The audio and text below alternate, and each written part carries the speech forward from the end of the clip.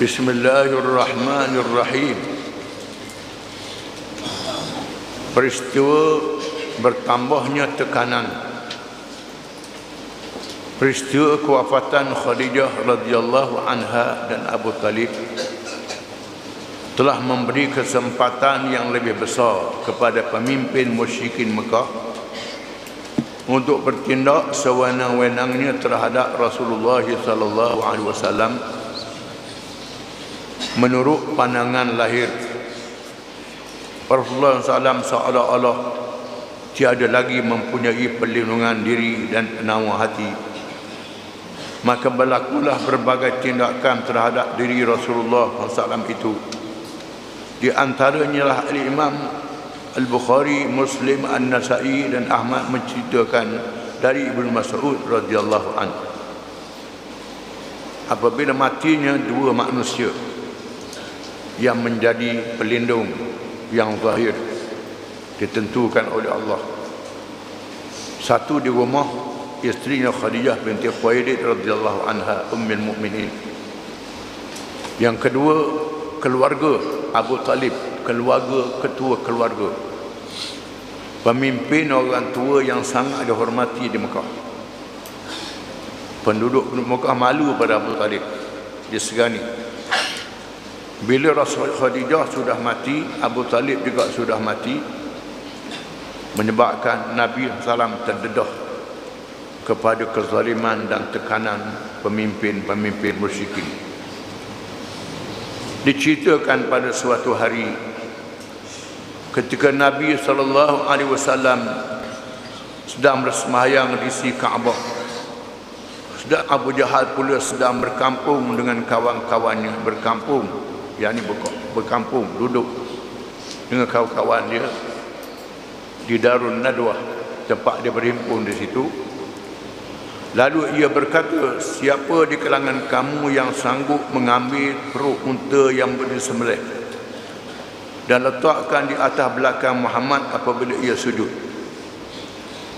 Abu Jahal kata, siapa dia sanggup berani buat? Bila tengok Nabi sedang sujud sembahyang dekat Kaabah,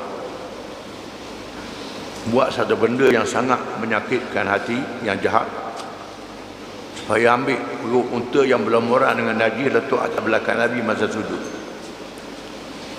Lalu bangun salah seorang yang ada di kalangan mereka, iaitu Uqbah bin Abi Mu'aid, seorang kalangan pemimpin musyrikin, mengambil benda najis itu dan diletakkan di atas belakang Rasulullah SAW. Kemudian mereka ketawa besar, mereka suka ramai-ramai. Rasulullah SAW bagaimanapun terus sujud, tak berani. Ibnu Mas'ud melihat peristiwa itu tidak mampu untuk menolong. Ibnu Mas'ud seorang yang kecil, yang lemah, yang dhaif, tak mampu nak tolong Nabi, lemah. Datang Fatimah radhiyallahu anha membuat najis dari belakang Nabi. Fatimah buat najis dari belakang ayah dia. Setelah selesai sembahyang, setelah berdoa dia mengangkat suaranya. Sudah sembahyang Nabi doa, Allahumma alaika bi Quraisy. Nabi doa, Allahumma alaika bi Quraisy. Ya Allah, aku serahkan kepadamu urusan untuk membinasakan Quraisy. 3 kali Nabi doa. Di sini menunjukkan boleh doa terhadap mereka yang zalim, tak jadi salah. Bila zalim sangat, melampau sangat, doa. Lebih baik doa secara umum, tak sebut nama. Ya Allah, hukumkan mereka yang zalim. Serah kepadamu mereka yang zalim ni. Ikut padamu lah nak buat apa-apa, wahai Tuhan. Allahumma alaika bi Quraisy. Ya Allah, aku serahkan kepadamu urusan untuk membinasakan Quraisy, kabilah dia sendiri, kaum dia sendiri yang sangat zalim. Tiba-tiba mereka yang sedang ketawa besar itu terdiam kerana takutkan doa itu. Terdiam, tengah-tengah suka, diam, takut juga, kerana dia tahu doa Nabi bukan sembarangan. Nabi seorang yang baik, yang benar, yang tidak berhak pada orang. Orang baik ni doa dia diperkenankan oleh Allah, mereka tahu. Kemudian Rasulullah SAW meneruskan doanya.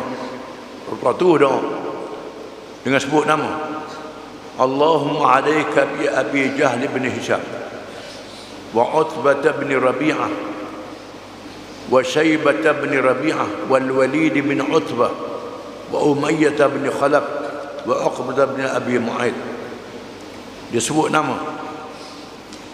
Ya Allah, aku suruh padamu Abu Jahal, Utbah bin Rabi'ah, Syaibah bin Rabi'ah, Al-Walid bin Utbah, Umayyah bin Khalaf, Uqbah bin Abi Mu'aid. Ini masuk dalam doa Nabi. Allah Ta'ala tak terus panah litak masa tu, tak terus mati masa tu, tidak. Dia beri tempoh. Mereka ni keseluruhannya dibunuh dalam perang Badar. Dibunuh dalam perang Badar dalam keadaan hina.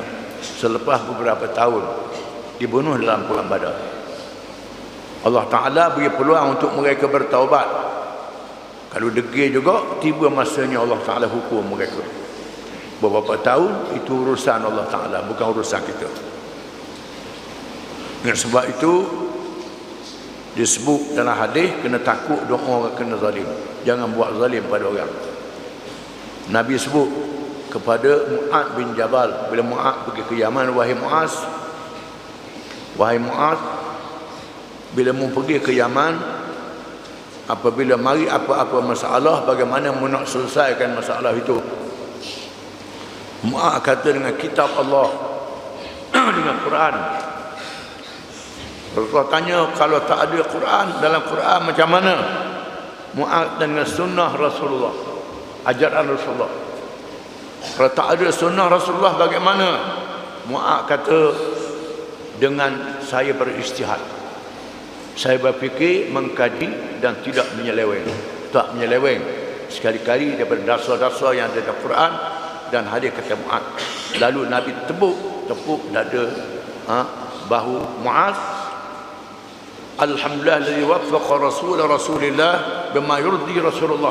Sekali puji bagi Allah, Tuhan yang telah memberi petunjuk kepada utusan Rasulullah, apa yang Rasulullah redha. Dan Nabi kata, wahai Mu'ad, bila mu pergi ke Yaman, mu akan berjumpa dengan golongan ahli kitab, golongan yang tahu kitab, yang reti kitab, yang faham kitab. Mula-mula ajak mereka kepada masuk Islam, mengucap dua kalimah syahadah, asyhadu an la ilaha illallah wa asyhadu anna Muhammadar Rasulullah. Itu yang pertama. Ajak mereka masuk Islam, mengucap dua kalimah syahadah. Setelah mereka mengucap dua kalimah syahadah, beritahu kepada mereka Allah mewajibkan sembahyang 5 waktu. Beritahu Allah mewajibkan sembahyang 5 waktu. Itu yang kedua. Beritahu Allah mewajibkan sembahyang 5 waktu. Setelah mereka sembahyang, beritahu pada mereka Allah mewajibkan kepada mereka yang kaya, yang berharta, diambil sebahagian sedikit untuk diberi pada mereka yang memerlukan pertolongan. Allah mewajibkan zakat daripada mereka yang kaya. Wa iyyaka wa karaim amwalihim wattaqi da'watal mazlum fa innahu laysa bainaha wa bainallahi hijab. Bila mu ambil zakat itu, ambil harta dia, jangan zalim. Ikut dia nak beri apa mana. Jangan nak ambil zakat orang, ambil ni, jangan. Biar dia serah sendiri. Jangan zalim. Takut doa orang yang kena zalim kerana tidak ada hijab, tak ada dinding di antara doa orang yang kena zalim dengan Allah Ta'ala. Kerana doa kena zalim, Allah Ta'ala terima serta-merta. Jangan buat main. Sebab itu jangan buat zalim walaupun terhadap orang kafir. Tak boleh. Terhadap siapa jangan buat mudah buat zalim pada orang. Kerana doa orang yang kena zalim ini Tuhan terima dengan mudah. Ini dalam bab ini orang kafir pun tahu juga, bukan saja orang Islam. Jadi Nabi sebut nama-nama ni. Seterusnya Ibnu Mas'ud bersumpah, demi Allah yang diriku berada dalam genggamannya, kesemua yang disebut namanya terbunuh di dalam peperangan Badar. Semua mereka ni dibunuh dalam peperangan Badar, dicampur mayat mereka dalam telaga buruk dalam keadaan hina. Ibnu Ishaq menceritakan setelah meninggalnya Abu Talib, orang-orang Quraisy dapat melakukan ancaman dan penindasan terhadap Rasulullah SAW, terutamanya mengenai apa yang tidak dapat dilakukan di masa adanya Abu Talib. Pernah berlaku pada Rasulullah SAW disimbah dengan tanah. Salah seorang dari kalangan puteri baginda membersihkan kepadanya dari tanah sambil menangis. Dia simbah pekong dengan tanah pada Nabi SAW. Lalu salah seorang anaknya, iaitu Fatimah Zahra ataupun anak yang lain, sapu tanah dari muka ayah dia, menangis. Rasulullah SAW bersabda, Rasulullah kata, la tabki ya bunayyah fa inna Allah mani'un abak. Janganlah menangis wahai anak kesayanganku, sesungguhnya Allah pasti melindungi ayahmu. Jangan takut, Allah Ta'ala melindungi. Tak apa, jangan takut. Dia simbah tanah, kena tanah, tapi Allah Ta'ala akan melindungi. Mereka tak boleh nak buat apa-apa, sekadar simbah tanah je, dekat tanah muka je. Tak boleh nak, dia tak boleh nak buat apa. Macam Allah Ta'ala buat pada Nabi Musa alaihissalam dan Nabi Harun, pergi berjumpa dengan Fir'aun yang sangat zalim, berlawan dengan Fir'aun. Bila masa Allah Ta'ala nak beri perlindungan, Fir'aun tak siapa, tentera Fir'aun tak siapa, dengan pertolongan Allah Subhanahu Wa Ta'ala. Allah Ta'ala tolong, kecuali bila Nabi-Nabi itu Allah Ta'ala nak panggil berjumpa dengan dia, maka dia matikan. Ada Nabi yang dibunuh, bunuh dia sembelih, bunuh dipancung, bunuh dibakar, bunuh dikurung dan telaga, letak batu besar, macam-macam batu besar di atas, macam-macam cerita dalam Quran, dalam hadis, kisah-kisah Nabi-Nabi. Ada yang dibunuh bila Allah Ta'ala panggil mereka ke alam barzakh. Ada antara mereka yang Allah Ta'ala nak teruskan perjuangan dia, tak siapa, buat macam mana pun tak siapa, tak boleh binasakan dia. Di mana Nabi kita SAW utuh oleh Allah untuk seluruh manusia, maka Allah Ta'ala tak izin. Berhubung dengan peristiwa yang berlaku ke atas dirinya, Rasulullah SAW bersabda, orang-orang Quraisy tidaklah dapat melakukan sesuatu yang buruk terhadapku sehingga meninggalnya Abu Talib. Di mana orang Quraisy boleh buat apa sahaja bila Abu Talib mati, kata Nabi, kerana tak ada lagi orang yang dimalu.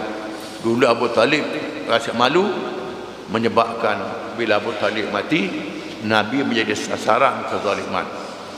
Oleh kerana itu Rasulullah SAW menamakan tahun kematian Khadijah dan Abu Talib dengan nama tahun duka cita. Tahun duka cita, tahun sedih, tahun Abu Talib dan Khadijah mati. Tekanan yang memuncak itu bukan sahaja terhadap diri Rasulullah SAW semata-mata, tetapi juga terhadap para sahabat radhiyallahu anhum, sehingga setengah dari mereka terpaksa berhijrah ke Habasyah.